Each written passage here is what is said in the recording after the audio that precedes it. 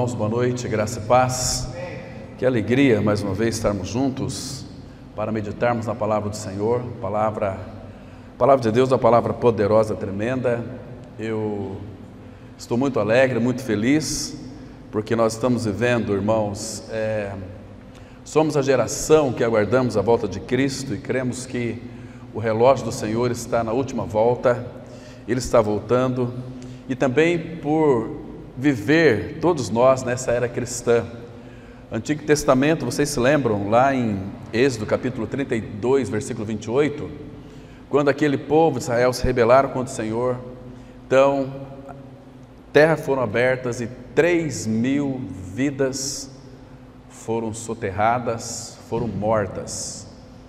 O Antigo Testamento, Paulo fala que aquele ministério no Antigo Testamento da lei era de morte. Trazendo para o Novo Testamento, se você ler Atos capítulo 2, você vai perceber que naquele lindo sermão de Pedro, 3.000 almas foram alcançadas pelo Senhor. No Antigo Testamento, 3.000 foram mortas.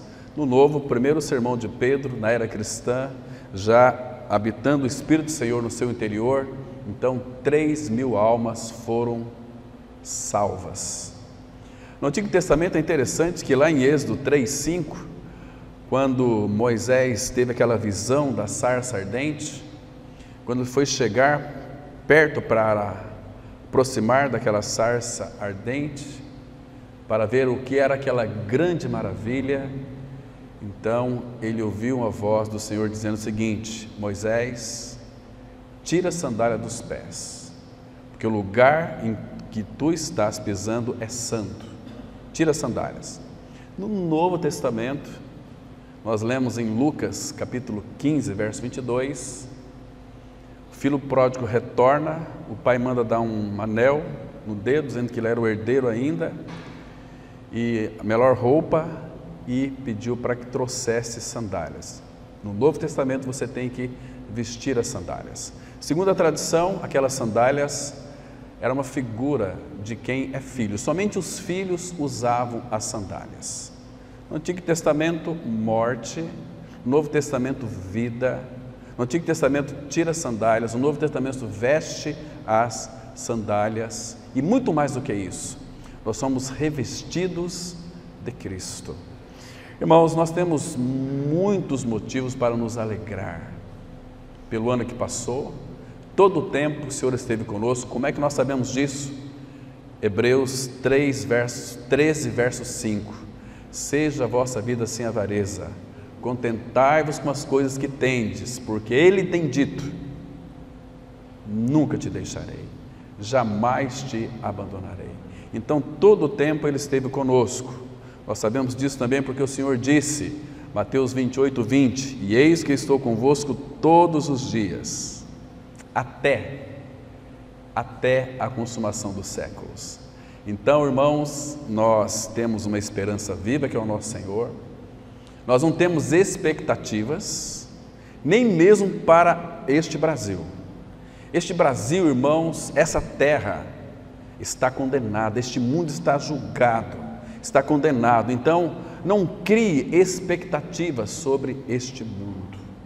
É claro que o Filho de Deus vê toda a criação de Deus de uma forma muito diferente, porque nós sabemos que tudo que Deus criou é para o nosso aprazimento, para nós desfrutarmos.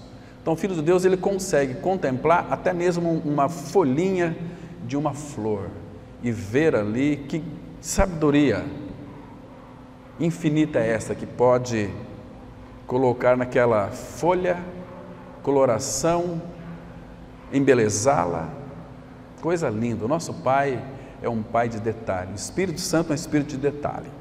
Então hoje a gente vai atentar para alguns detalhes também. Eu quero convidá-los a abrir as Escrituras em Mateus capítulo 23.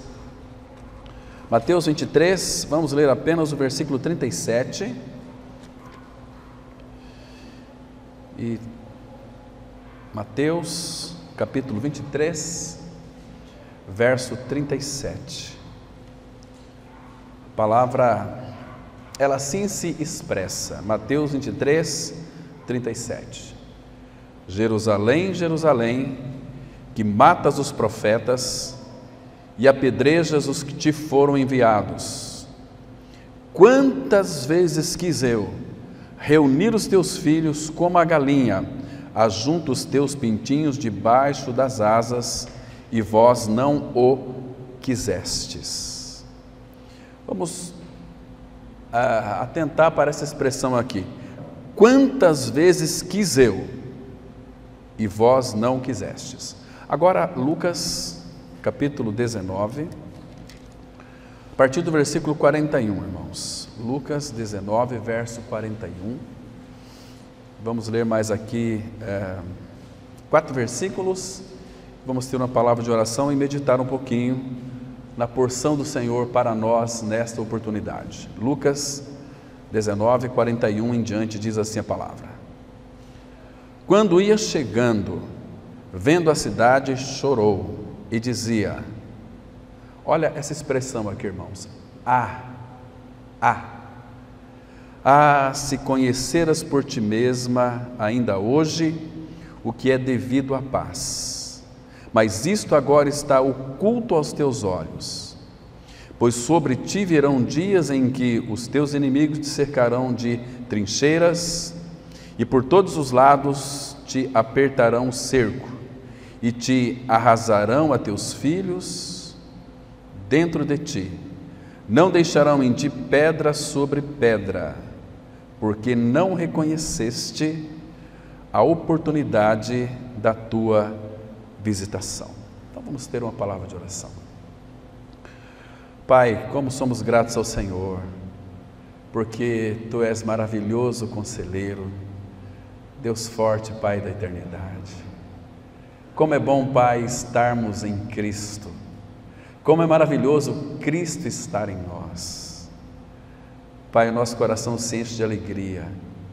Que Teu Espírito nos possua, as nossas mentes e boca e ouvidos, neste momento, ó Pai, que é tão sublime, tão solene para a vida da igreja, o corpo de Cristo.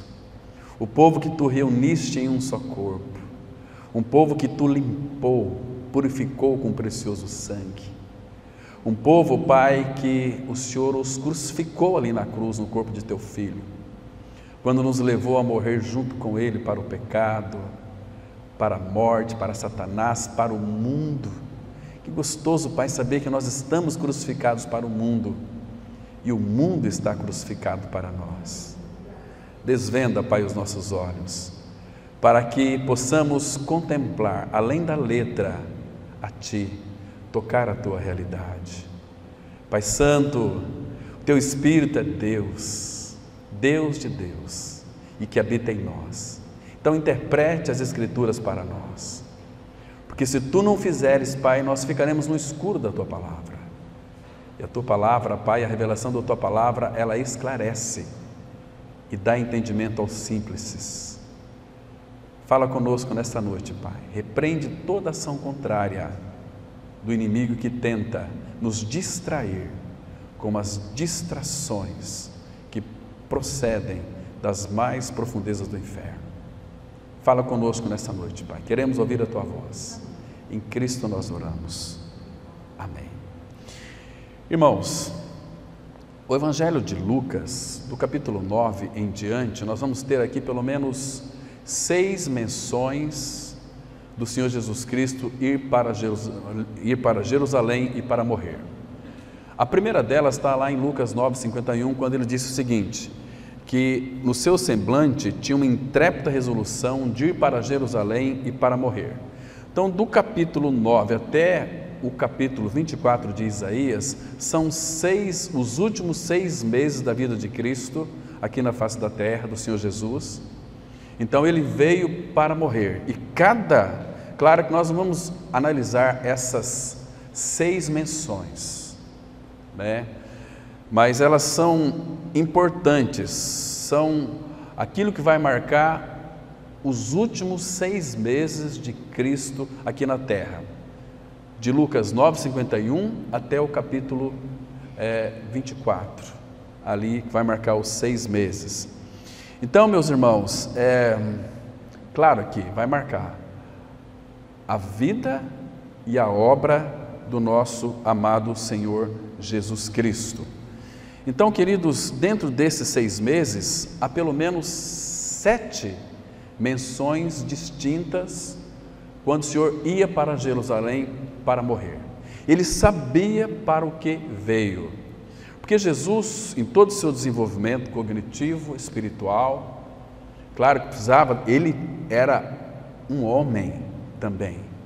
Ele ganhou uma natureza, Cristo ganhou uma natureza, a de Jesus. E essas duas naturezas caminhavam juntas, com 2 pernas. O Senhor, ele caminhava para Jerusalém, era uma perna, a outra perna era não perder a face do Pai. Isso, quem disse foi o irmão Watmani, eu também creio dessa forma. Um homem do Senhor, muito estudioso, que tinha uma intimidade com o Senhor. Então ele disse que Jesus na terra, quando chegou, a partir de Lucas 9:51, ele caminhava para Jerusalém com 2 pernas. Primeiro, uma era a face do Pai, a outra era para ir e morrer. Mas, queridos irmãos, o que nos chama muito a nossa atenção é que o próprio Senhor Jesus Cristo, ele sabia, ele aprendeu aos pés do Senhor pelo Espírito de habitação, que comunicava tudo ao seu coração. Irmãos, uma das coisas que talvez causava muito tremor na vida do Senhor Jesus foi quando ele leu o Salmo 22. O Salmo 22 é o Salmo da cruz, um salmo completo, é um salmo maravilhoso, que fala da encarnação de Jesus Cristo, que fala do Getsemane, que fala da sua morte, seu sepultamento, da sua ressurreição e da sua ascensão, e fala da sua volta. Se nós tivéssemos apenas o Salmo 22, para nós já seria suficiente. Fala tudo de Cristo, aquilo que Ele é e o que Ele veio fazer a este mundo. Agora você imagina o Senhor Jesus lendo o Salmo 22. Imagina o Senhor Jesus lendo Isaías 53. Tudo foi revelado para Ele. Então, quando Ele teve aquela convicção, chegou a hora, porque o Pai havia dado a Ele conhecer este fato tão glorioso, de ir para Jerusalém e morrer. Então nós temos de Lucas 9:51 até o capítulo 24, nós temos pelo menos 7 menções distintas, que o Senhor tinha uma determinação, uma convicção de seguir para Jerusalém e morrer. Aqui, irmãos, essa aqui é a 6ª. Aqui em Lucas 19, versículo 28, nós temos a 6ª menção, que diz assim: e dito isto, prosseguia Jesus subindo para Jerusalém. Irmãos, eu recomendo para os irmãos, se vocês puderem ler sobre as Betânias de Theodore Ortiz Parks, tem na internet, clica lá, Theodore Ortiz Parks, as Betânias, você vai entender isso com maior profundidade, irmãos, porque ele vai mostrar porque Jesus nunca pousou em Jerusalém. Em Jerusalém veio realizar uma obra. Por que ele não pousou lá em Jerusalém? Nunca pousou. Porque em Jerusalém ele não encontrava companheiros, serviço. Ele não encontrava amor. Ele não encontrava ouvidos que o escutavam. Então, 11 vezes é mencionado nos evangelhos, ele foi para Betânia. E ali ele pousava. E o que ele tinha em Betânia? Ele tinha alguém que o amava, Lázaro, o irmão de Marta e Maria, alguém que o amava. Então ele tinha amor ali. Ele tinha alguém que o servia, Marta. Marta, claro, era uma serviçal, ela servia com bastante dedicação. O Senhor teve que tratar com ela, para que ela então servisse de uma forma adequada. Ele tinha também alguém que o escutava, Maria, quedou-se aos pés do Senhor para ouvir a sua voz. Isso não pode ser tirado, irmãos.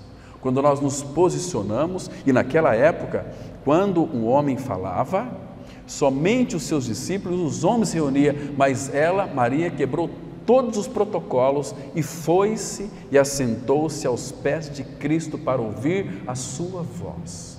Que coisa linda isso, irmãos. E Marta agitada, com muitos trabalhos, diz para o Senhor: Senhor, o Senhor não se importa que eu estou a servir sozinha? Manda a Maria que venha ajudar-me a servir. Marta, Marta, você anda inquieta e te preocupas com muitas coisas, uma coisa só é necessária. E Maria, escute agora, escolheu.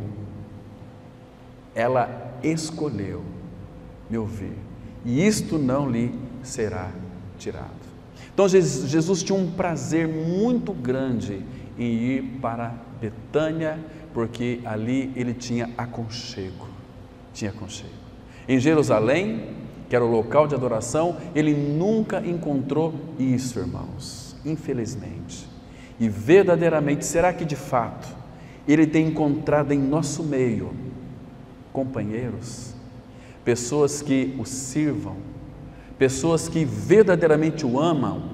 Aliás, uma pergunta aqui: será que, se você consultar o seu coração nesse momento, será que você ama o Senhor Jesus? Será que você o deseja? Será que você anseia por Ele? Será que a tua alma tem sede dEle? Será que você tem bebido desta fonte? Cristo. Será que você tem se alimentado de Cristo? Meus irmãos, nós não vamos examinar aqui essas 7 menções. Nós vamos encontrar aqui de Lucas 9 até Lucas 24, pelo menos 7 menções que ele ia para Jerusalém e para morrer. É muito interessante, meus queridos irmãos. Agora, queridos, aqui no versículo 42 que nós lemos, quando ia chegando, vendo a cidade, chorou. Claro que ele chorou. E aqui fica muito claro para nós, nós entendemos, porque João vai interpretar para nós, porque ele chorou sobre Jerusalém. Irmãos, isso é muito triste para o Senhor. Eu creio que um dos sofrimentos muito grandes que o nosso amado Senhor sofreu foi uma coisa chamada rejeição. Irmãos, eu fico muito triste quando estamos ministrando a palavra para alguém, para uma família que são incrédulos, talvez sejam religiosos, e eles rejeitam a Cristo, rejeitam a palavra, e já pensam que nós estamos trazendo para a nossa comunidade. Não é isso, irmão. Nós queremos que as pessoas conheçam Jesus Cristo crucificado, aquele que morreu e ressuscitou, porque, irmãos, eu estou falando aqui com muita dor em meu coração. Nós conversamos durante a semana com muitos e muitos evangélicos, irmãos, que são ativistas e pregadores em suas comunidades, pastores, que não têm a convicção do seu novo nascimento, que usam as Escrituras para trazer mensagens maravilhosas, que as pessoas ficam arrepiadas, mas são apenas conselhos. Os conselhos das Escrituras não lhe trazem salvação. Como uma família deve viver no seu lar, são conselhos bíblicos maravilhosos, mas isso, se você não nascer de novo, você pode aconselhar usando as palavras. Eu tenho muitos amigos que são advogados ímpios, que usam as Escrituras lá nos tribunais, para tentar comover o coração dos jurados, do júri, e às vezes convence mesmo, mas rejeição. Jesus chorou, porque quando Jesus viu a cidade de Jerusalém, chorou sobre elas. Sabe como é que o João vai dizer para nós lá em João 1, versículo 11? Ele veio para o que era seus, mas os seus não o receberam. Que tristeza para o nosso Senhor, porque Ele é o amor encarnado. Nós sabemos, Paulo fala em Romanos 8, a partir do versículo 35, que nada poderá nos separar do amor de Deus que está em Cristo. O amor de Deus está em Cristo, e Cristo está em nós. Então nós temos o amor de Deus, temos Cristo. O amor de Deus, Ele é derramado em nossos corações pelo Espírito Santo que nos foi outorgado, Temos o amor de Deus, o amor divino, o amor ágape, o amor que ama incondicionalmente, sem se importar que tipo de pessoa a pessoa é. Então Deus vai amar este mundo usando eu e você. Irmãos, que este ano que se inicia, nós temos essa consciência. Se nós, em primeiro lugar, não é amar as pessoas, irmãos. Tem pessoas que falam assim: nós não temos paixão pelas almas, temos que ter paixão pelas almas. É errado isso. Até certo ponto é certo. Primeiro, você não pode ter paixão pelas almas se não tiver, em primeiro lugar, paixão pelo Senhor. Primeiro é a Ele. Se você não amar o Senhor, você não vai, irmão, educar os seus filhos de uma forma adequada. Se você não amar o Senhor, você não vai se importar com as almas que estão perecendo, indo para o inferno. Irmãos, o inferno é uma vida sem Deus, eternamente separado do Senhor, para todo sempre. Hoje as pessoas dentro das próprias comunidades, elas estão com medo. Se estão com medo, irmãos, tem algo que as apavora. O que traz mais pavor para uma pessoa? Morte. Porque muitos não sabem o que os espera além da morte.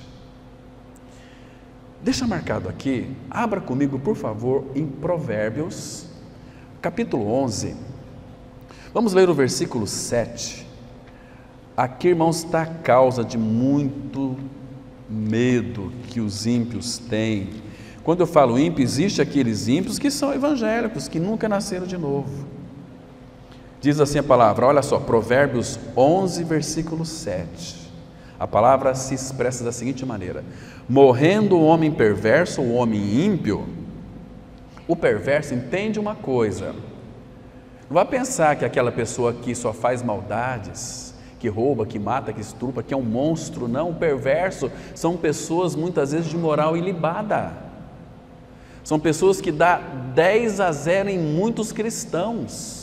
Perverso, trabalha, educa seus filhos, paga suas contas, vive uma vida reta, teme até Deus, se desviam do mal, são pessoas exemplos, mas sem a vida de Cristo, sem uma nova vida, sem um novo nascimento, meu irmão, olha o que a Bíblia está dizendo, a palavra de Deus: morrendo o homem perverso, morre a sua esperança,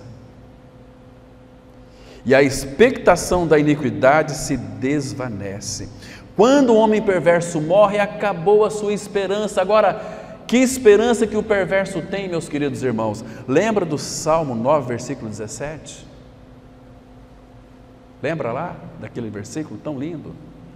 Que todas as nações que se esquecem de Deus serão lançadas no inferno. Inferno é uma sala de espera até o julgamento. Agora, para aqueles que creram, que foram atraídos ali no corpo de Cristo, quando a cruz foi erigida, que creram, que foram inseridos no corpo de Cristo, que não apenas Cristo morreu no nosso lugar, é uma morte substitutiva, Ele morreu no meu lugar, sim, uma verdade, mas para que eu seja liberto plenamente do pecado, eu preciso de crer que eu também morri, porque se Ele me atraiu, Ele me colocou no seu corpo, eu fui colocado nele, então eu preciso de confessar. Confessar é concordar com Deus. Se a Bíblia diz que o meu homem velho foi com Ele crucificado, eu preciso de concordar com Deus, crendo que eu também fui crucificado com Cristo.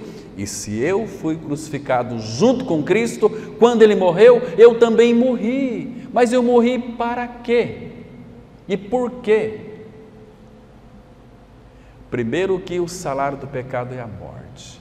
A palavra fala, Romanos 5,12, assim como por um só homem entrou o pecado no mundo, e pelo pecado a morte, assim a morte passou a todos os homens. Todos nós aqui temos o vírus da morte dentro de nós. Aqueles que creram que morreram com Cristo na cruz, morreram para o pecado, morreram para a morte. Então nós vamos passar, se Jesus não voltar, pela morte física, mas a morte física, Jesus tirou dela o ferrão.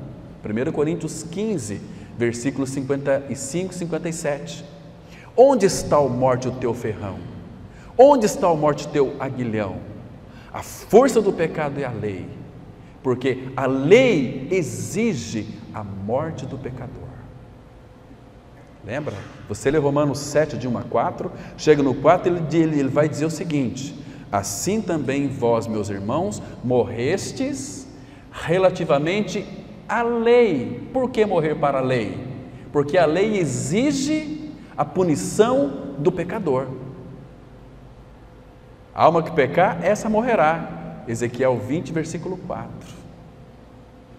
Então nós já nascemos espiritualmente mortos. O que nos cabe por direito é uma morte eterna, separação de Deus eternamente. Mas Cristo veio, irmão, com uma finalidade, como o Cordeiro de Deus que tira o pecado do mundo. Jesus é maravilhoso, Ele é tão gracioso, Ele fez uma obra por você lá na cruz em Cristo. Ele tirou o seu e o meu pecado, porque nós morremos com Ele para o pecado.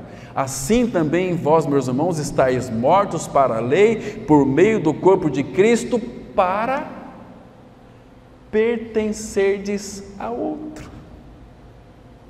A quem? Aquele que ressuscitou Jesus Cristo dentre os mortos. Irmãos, isso é maravilhoso demais. Isso é para filho de Deus, isso é para eleito de Deus, é para aqueles que o Senhor chamou para crer em seu Filho Jesus Cristo. Meus irmãos, que coisa linda, que coisa maravilhosa. Antes de nós conhecermos a graça e a fé, Ele nos salvou primeiro. Não é lindo isso, irmão? Abra comigo, por favor, 2 Tessalonicenses, capítulo 2, um dos versículos que para mim é o mais lindo da Bíblia. 2 Tessalonicenses, capítulo 2, versículo 13. Meu irmão, preste atenção aqui. Veja que lindo, irmãos, aprecia este versículo, que fala da nossa eleição em Cristo Jesus, que fala se você teve seus olhos abertos para crer, mediante a graça, mas antes da graça e da fé Ele te salvou. Que Deus maravilhoso é esse? A palavra fala em Efésios 2,8 que pela graça nós somos salvos, não é? Agora a graça é Ele, a fé é Ele. Então esse versículo, ele nos ajuda muito, irmãos. Olha só aqui, 2 Tessalonicenses 2, verso 13. Entretanto, devemos sempre dar graças a Deus por vós, irmãos, amados pelo Senhor. Eu não sei por que Ele te amou, porque você como eu, somos imprestáveis, pecadores, com a natureza perversa, mas Ele quis nos amar. Amados pelo Senhor, porque Deus vos escolheu desde o princípio para a salvação. Salvação é pela fé? É pela graça? Salvação pela santificação do Espírito e fé na verdade. Queridos, aqui os estudiosos de grego, pesquisem depois, se vocês vão descobrir, santificação do Espírito significa novo nascimento.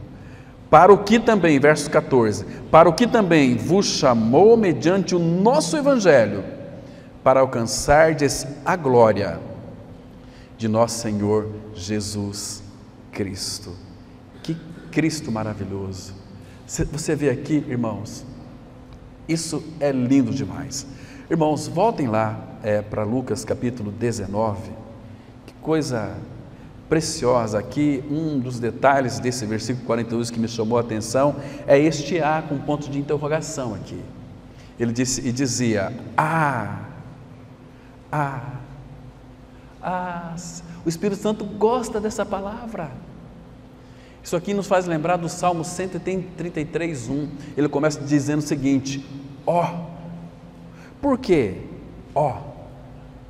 Como é bom e agradável viverem unidos os irmãos, porque antes de crermos em nossa morte e ressurreição com Cristo, como nós vivíamos separados desta união maravilhosa, como nós vivíamos cada um andava segundo o curso deste mundo, fazendo a vontade da carne e dos pensamentos.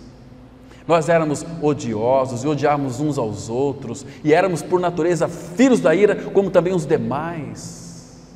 Aí a palavra fala em Efésios 2,4, mas Deus, sendo rico em misericórdia, por causa do grande amor com que nos amou, estando nós mortos em delitos e pecados, olha que palavrinha linda agora, nos deu vida juntamente com Cristo. Pela graça sois salvos e juntamente com Ele nos ressuscitou e nos fez assentar nos lugares celestiais em Cristo Jesus. Que delícia que é, irmãos! Você tem desfrutado disto? Você tem priorizado o Senhor na sua vida, irmão? Você tem dado o valor necessário a Ele? Você quer se tornar um companheiro de Cristo? Primeiro, você tem que reconhecer aquilo que Ele é e fez. Ele nos introduziu dentro do seu corpo. 1 Coríntios 12:13, a palavra vai mostrar de uma forma tão clara, diz que em um Espírito, todos os que creram, foram batizados em um só corpo. Nós somos o corpo de Cristo. Somente aqueles que verdadeiramente creram nessa verdade consumada do Calvário é que foram introduzidos, batizados. A palavra batismo também significa incluídos no corpo de Cristo. Então Ele é o cabeça, nós somos o corpo de Cristo, e a igreja deve fazer os movimentos segundo é determinado pelo cabeça, não pelo pastor. Tem muita gente escravizada nas garras de muitos picaretas, que estão cheios de boas intenções, mas sem a revelação da bendita palavra de Deus. Oswald Chambers, naquele devocional Tudo para Ele, ele disse algo muito interessante. Todas as vezes, se referindo a Gálatas 1, de 8 a 10, todas as vezes que nós omitirmos em qualquer tipo de ministração da palavra, vocês podem conferir, nós somos traidores de Cristo. Porque o que Ele mandou pregar? O Evangelho. Mandou pregar Ele e a obra dele. O apóstolo Paulo entendeu isso. Ele disse lá em 1 Coríntios 1, 23, nós pregamos a Cristo crucificado. 1 Coríntios 2, verso 2, nada propus saber entre vós para aquela igreja de Corinto que Ele tanto amava e tanto sofreu. Nada propus saber entre vós, senão a Jesus Cristo e este crucificado. Irmãos, que coisa linda, irmãos, que coisa maravilhosa. Irmãos, se nós verdadeiramente conhecemos o Senhor, nós vamos levar o Senhor mais a sério. Hoje é o primeiro dia do ano. Assuma, o Senhor, Ele deseja, como fez Daniel, pessoas resolutas. Você não tem condições e capacidade de tomar uma resolução, não, de hoje em diante eu vou, não, fala assim, Senhor, pela Tua graça, me habilita a tomar uma resolução, que Teu bendito Espírito, que é Deus, me capacite a viver uma vida priorizando a Ti, Senhor, e seja uma pessoa diligente em estar com seus irmãos verdadeiros, porque hoje nós gostamos de estar em clube social, né? Os requintes, palavras agradáveis, queridos, isso é muito agradável, a nossa alma gosta disso, o nosso ego, ele gosta disso, irmão. Por que nós não gostamos de lugares onde se prega a palavra? Tem uma pessoa que vai vir agora lá de Boa Vista, Roraima, vai ficar aqui 9 meses. Falei com o irmão ali, ele arrumou um lugar para ele, foi lá numa expectativa de quem sabe, foi ouvir a palavra, o homem no final da conferência grudou ali no meu pé, fica aqui, não vai embora, nós queremos ouvir mais, eu sou um escravo, dependente químico, eu preciso ser liberto, não tem jeito, o que eu faço? Meu Deus, eu quero essa palavra para mim. Falei com o irmão lá, ele está vindo agora dia 12. Os irmãos, alguns jovens aqui vai conhecê-lo também. Ali, onde ele vai ficar 9 meses. 3 meses, depois ele volta para cá, não é? vai ficar aqui conosco pelo menos 3 meses aqui, né? Na casa de um, na casa de outro. É um dependente químico, tem 58 anos, tem 3 filhas lindas, creram neste evangelho da graça, mas ele é dependente químico. Então, irmãos, vamos acolher esse irmão, amar este irmão, sabe? Ele vai para um lugar muito bom também ali, que tem culto de manhã, tarde e noite. É gostoso lá demais. Vocês vão conhecer depois, quem tiver interesse, né? Mas, queridos, se conheceras por ti mesma, ainda hoje, o que é devido à paz, mas isto agora está oculto aos seus olhos. Irmãos, e o versículo 44, final do versículo diz assim: porque não reconheceste a oportunidade da tua visitação.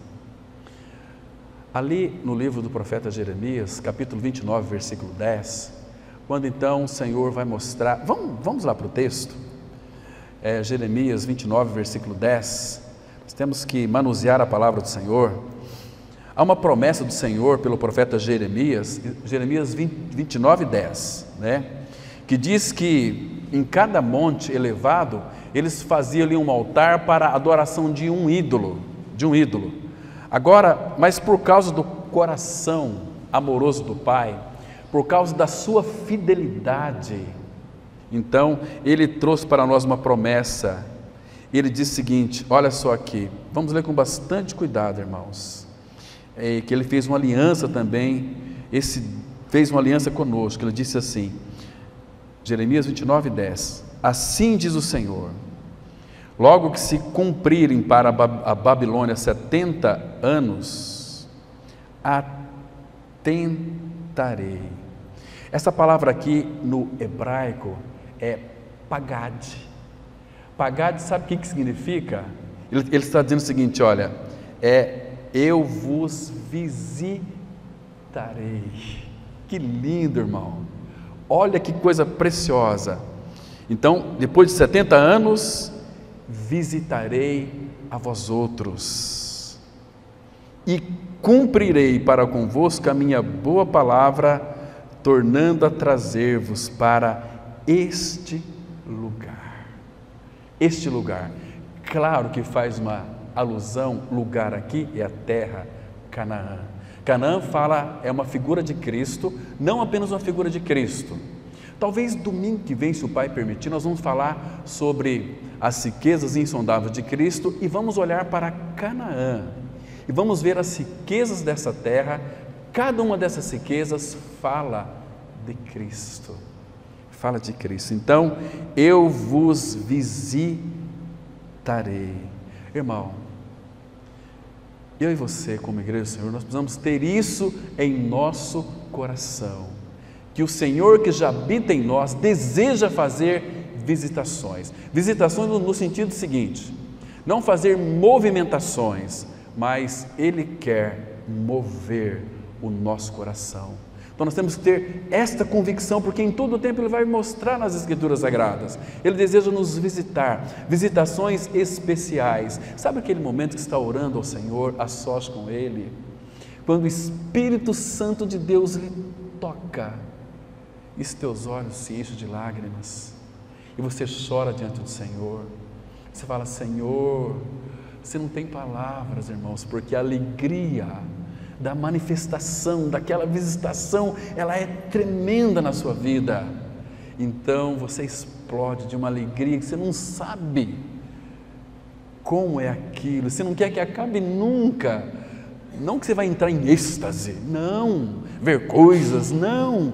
Ai, Senhor, que maravilha é a Tua presença. Falamos ontem à noite aqui sobre o culto de ação de graças, que uma das coisas que de fato enriquece muito o nosso coração é quando somos tocados pelo Senhor. Nós, referindo ali ao Salmo 16:11, que na Tua presença a plenitude de alegria, a sua destra delícias perpetuamente. Na presença dele, a plenitude de alegria. Mas veja o que aconteceu, irmão. A Bíblia fala assim: estou crucificado com Cristo, logo já não sou eu quem vive, mas Cristo vive em mim. Ele mora, eu não estou na presença dele, a presença dele mora dentro de todo aquele que creu, que foi crucificado com Cristo. Então, irmãos, como é a nossa vida de alegria. Falávamos também ontem que estar em Cristo significa redenção. Cristo em nós significa santificação. Ele está a cada dia nos fazendo homens e mulheres santos. Mas para isso, irmãos, o Pai teve que fazer com que o Filho sofresse uma separação dele mesmo, né? Então, o Senhor Jesus, irmãos, Ele quer encontrar no nosso coração um lugar de aconchego, um lugar onde Ele é honrado, onde Ele é servido, onde Ele é glorificado, onde Ele é exaltado. Será que isso não toca o nosso coração? Abra, por favor, comigo em 2 Coríntios, capítulo 5, versículo 21. 2 Coríntios 5, verso 21. Temos aqui uma declaração que vai ilustrar exatamente isso. 2 Coríntios 5, versículo 21. A palavra pecado, no original, ela também significa separação. Se você, de repente, não gostar da palavra pecado, então coloque aí como palavra separação. 5:21 fala assim: aquele que não conheceu o pecado, ou aquele que não conheceu separação, aquele que nunca foi separado de Deus, ele, aqui o sujeito oculto é Deus o Pai. Ele, Deus o Pai, o fez separado por nós, que está literalmente dessa maneira no grego. Harmatia, pecado, significa separação. Aquele que não conheceu o pecado, aquele que não conheceu separação, Ele o fez separação por nós, Ele fez pecado por nós. Agora, para que nele, não fora dele, para que nele fôssemos feitos, nós não éramos, nós fomos feitos, justiça de Deus. Irmãos, o que é pecado? Pecado é morte. O que é pecado? Pecado é separação de Deus. Deus o separou, o Filho, por mim e por você. Separou por mim e por você. Isso foi muito doloroso para o Filho. A cruz, ele sofreria, sim, ele veio para isso, mas o que ele nunca desejou era ser separado do Pai. E ali na cruz, Jesus sentiu-se abandonado. Deus meu, por que me abandonaste? Então Ele nos tirou, eu e você, por causa dessa separação, de um ambiente de juízo e fomos levados para um ambiente de comunhão. Comunhão com quem, irmãos? 1 Coríntios 1:9, fiel é Deus, pelo qual fostes chamados à comunhão de seu Filho. Não é a comunhão com o seu Filho, é diferente. Comunhão com, nós estamos na mesa e Jesus está conosco. Mas lê com bastante cuidado depois na sua Bíblia, 1 Coríntios 1:9, fiel é Deus pelo qual fostes chamados à comunhão de seu Filho. Nós comungamos de Cristo, nós experimentamos Cristo, nós comemos Cristo, nós alimentamos de Cristo, nós bebemos Cristo. A nossa comunhão é de, não com, é de Ele mesmo, que nós ingerimos quando participamos da mesa. Que coisa linda, irmãos, que coisa maravilhosa. Então, Ele nos levou para este ambiente dessa doce comunhão com Ele mesmo. Que coisa maravilhosa. Então, irmãos, mas tem algo mais maravilhoso do que isso ainda, que eu quero compartilhar com os irmãos nesta noite, porque logo nós vamos ter a mesa do Senhor. Para aqueles que o Senhor deu vida, que recebeu o Senhor, que creu no Senhor, que tem a vida de Cristo, Ele quer, sabe o que? Ser compartilhado. companheiro. Ser companheiro. Você pode ser filho de Deus, você pode ter crido na sua morte e ressurreição com Cristo, ser filho e não ser companheiro de Cristo. Agora, Ele deseja que eu e você nós sejamos companheiro junto com Ele. Abra, por favor, em Hebreus capítulo 3, versículo, aqui são muitos textos, mas vamos pegar os que nós mais conhecemos. 3, verso 14, Hebreus capítulo 3, versículo 14, a palavra de Deus, ela diz assim, olha que coisa interessante, irmãos, Hebreus 3, 14, aqui diz assim a palavra, porque nos temos tornado participantes de Cristo. A palavra participantes de Cristo, olhe para cá, é metochos, que significa companheiro. No grego aqui, a palavra é metochos, que significa companheiro, ou participantes, ou lá em Hebreus 1, versículo 9, aqui, volta um pouquinho aí para trás, que diz assim, olha, Hebreus 1:9, amaste a justiça e odiaste a iniquidade, por isso Deus, o teu Deus, te ungiu com óleo de alegria, como a nenhum dos teus companheiros. A palavra companheiros aqui também é metochos, mas o sentido aqui é de ser sócios de Cristo. Então, aqui, irmãos, em Hebreus 3,14 é metochos, porque nos temos tornados companheiros de Cristo, se de fato guardarmos firme até o fim a confiança que desde o princípio tivemos. Essa mesma palavra metochos, ela vai aparecer lá em Lucas capítulo 5, se eu não me engano deve ser lá pelo versículo, acho que 7 ou 8 ou 9, daquela pesca maravilhosa. Vocês se lembram? Quando eles pescaram a noite inteira, Lucas capítulo 5, pescaram a noite inteira e de repente não pescaram nada. Então o Senhor Jesus chega para eles e pede a eles para lançar as redes. E eles lançaram uma rede. Lançaram a rede. E depois eles pegaram muitos peixes, que quase se rompeu as redes. Aí ele diz no versículo 7, então, sozinho não tinha condição. Então ele chamou os seus companheiros. Agora lá é um princípio muito interessante. Companheiros de quê? De serviço. De serviço, vem nos ajudar aqui. Então veio aqueles companheiros e levou a rede com os peixes para a beira da praia. Companheiros, irmãos, você não percebe, você não entende que Jesus quer companheiros? Será que Ele pode contar comigo e com você para este ano? Será que nós somos companheiros dEle, irmãos? Companheiros de quê? Serviço, servir o Senhor. Nós, às vezes, nós estufamos o peito e falamos assim, nós somos servos de Cristo, mas em que você está servindo o Senhor, irmão? Está servindo os seus irmãos? Está cuidando dos seus irmãos? Tem se portado com os seus irmãos? Irmãos, quem o Senhor chama para ser os seus metochos, seus companheiros? Será que é o mundo? Será que é aqueles que não têm vida? Não. Ele vai chamar aqueles que Ele de fato redimiu, porque o mundo, aqueles que não têm vida, é impossível ser companheiro de Cristo, não tem essa possibilidade. Então o Senhor chama para ser seus companheiros os seus filhos, aqueles que creram na sua morte e ressurreição junto com Ele. Mas nós podemos ser filhos de Deus em Cristo Jesus e podemos não ser companheiros de Cristo. Isso é uma lástima, vamos perder galardão, não seremos vencedores e talvez não iremos reinar com Cristo no milênio.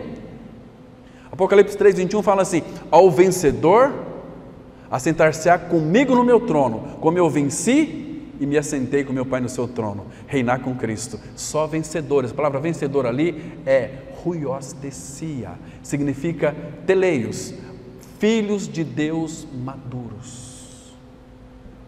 Senão vai acontecer o milênio, mas você vai estar no descanso, não vai participar. Queridos, isso é muito sério. Nós vamos tratar algum dia aqui, eu estou colocando diante do Senhor para nós falarmos do milênio, porque logo Jesus está vindo, é bom que nós saibamos disso, para quando chegar esse tempo, porque o servo negligente vai ser lançado nas trevas exteriores, ali haverá ranger de dentes. sofrer para ser aperfeiçoados. Então, qual é o grande mal nosso hoje, irmãos? Em toda a Bíblia ela fala disso, nos exortando. Hebreus vai falar o seguinte, que nós necessitamos de perseverança, de diligência. Abra sua Bíblia comigo em 1 Crônicas, capítulo 29, versículo 11. 1 Crônicas 29, 11. Olha o grande mal da cristandade aqui, irmãos. Isso aqui no Antigo Testamento, mas se for para o Novo, irmãos, nossa, misericórdia. 2 Crônicas 29, 11.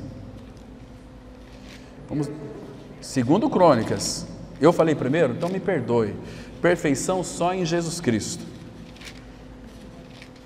2 Crônicas 29, versículo 11. Segundo livro de Crônicas 29, versículo 11. Então nós temos uma declaração aqui, irmãos. Vamos ler com bastante atenção, que diz assim, olha só. Filhos meus, não sejais negligentes, preguiçosos, indolentes, arrumadores de desculpa para tudo. Filhos meus, não sejais negligentes, pois o Senhor vos escolheu para estardes diante dele para o servirdes. Quem que vai servir? Só os seus companheiros. Companheiros de quê? De serviço, para ser de seus ministros e de queimar incenso. Incenso fala do quê, irmão? Oração. Percebe aqui? Se queimar diante do Senhor. Agora, você acha que o apóstolo Paulo, ele era companheiro de Cristo ou não? Como é que Paulo, ele mostra para nós que ele era um companheiro de Cristo? Ele orava, irmãos, dia e noite, nominalmente por cada irmão. Lembra de 2 Coríntios 15, versículo 15? Olha como age um companheiro de Cristo. Eu me gastarei em prol da vossa alma. Se mais vos amo, serei menos amado. Eu me deixarei gastar como com uma vela. Ela vai dando luz, mas ela vai se desgastando.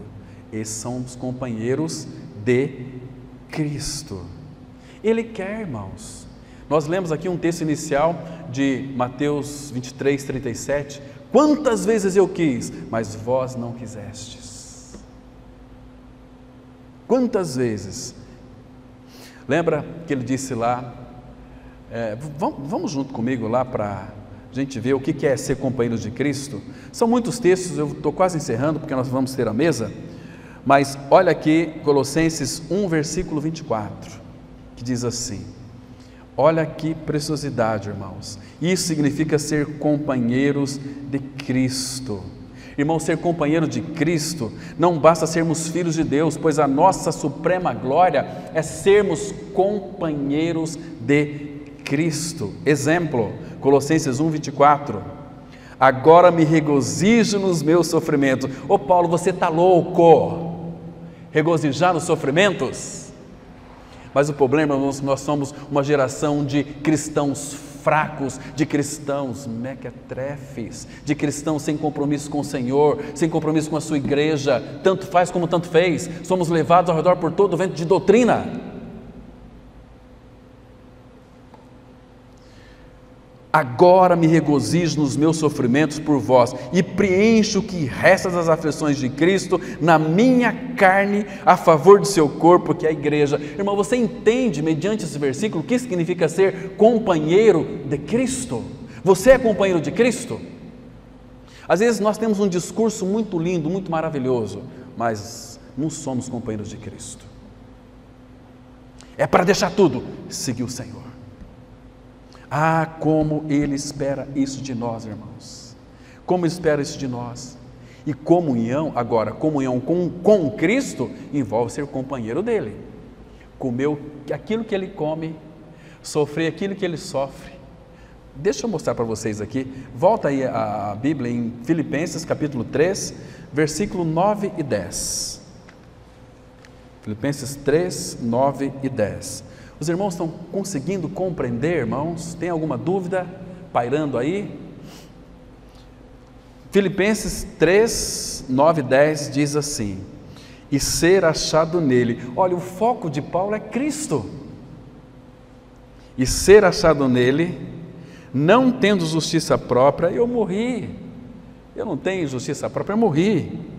Que procede de lei, senão a que é mediante a fé em Cristo, a justiça que procede de Deus, baseada na fé, para o conhecer. Mas você já não conhece Cristo, Paulo? Conheço, mas eu quero conhecê-lo mais e mais e mais. E o poder da sua ressurreição, e agora veja aqui, companheiro de Cristo, e a comunhão dos seus sofrimentos, conformando-me com ele na sua morte. Que lindo é isso aqui, irmãos. Abra comigo em 2 Coríntios 1, versículo 5. 2 Coríntios 1, verso 5. E nós estamos já, citar mais outro versículo, nós vamos encerrar aqui. 1 Coríntios 1, 5. Você tem que ler depois todo esse capítulo 1, que você vai, olha, ficar maravilhado. Você vai entender o que é ser companheiro de Cristo. Ele diz assim, presta atenção. 2 Coríntios 1, verso 5. Porque assim como o sofrimento de Cristo se manifesta em grande medida a nosso favor. Irmão, todo sofrimento que você está como companheiro de Cristo, vai ser tudo em benefício teu próprio. Olha aqui o texto. Porque assim como os sofrimentos de Cristo se manifestam em grande medida a nosso favor, assim também a nossa consolação transborda por meio de Cristo. Deixa eu citar para vocês mais último versículo que me veio à mente aqui. 1 Pedro 4, versículo 14. 1 Pedro 4, 14. A Bíblia diz assim. 1 Pedro 4, versículo 14. Companheiros de Cristo. Irmãos, a Bíblia está recheada disto. Diz assim a palavra: se pelo nome de Cristo sois injuriados, profundamente felizes sois, que é o significado da palavra bem-aventurado, porque sobre vós repousa o Espírito da glória de Deus. Meus irmãos, Deus tem nos visitado a cada dia, com a sua palavra, com o seu toque, usando o irmão, usando a irmã. Deus tem falado através dos louvores, Deus tem nos despertado, mas parece que os nossos ouvidos parecem que tem cera do diabo, a palavra não entra, é mesmo que você jogar água em costa de pato, não entra, mas que o Espírito Santo de Deus, com essa adaga afiada de 2 gumes, penetre em nossos corações e que neste ano de 2023 nós sejamos aqueles que darão a forma para o mundo e não aqueles que tomarão a forma do mundo, porque nós temos em que nos gloriar. Longe de mim gloriar-me, a não ser na cruz de nosso Senhor Jesus Cristo, pela qual o mundo está crucificado para mim e eu para o mundo. Amém. Graças ao Senhor. Vamos orar. Pai, muito obrigado, Senhor, pelo tempo que passamos aqui diante do Senhor, diante dos irmãos da Tua Palavra e na direção do Teu Espírito, Pai. Continue trazendo luz e revelação aos nossos corações, para que nós sejamos companheiros de Cristo. Nos leve para aquele que é perfeito, para nele sermos aperfeiçoados, para nele sermos completos. Muito obrigado, Senhor. Frutifique a Tua palavra e em nome de Cristo nós oramos.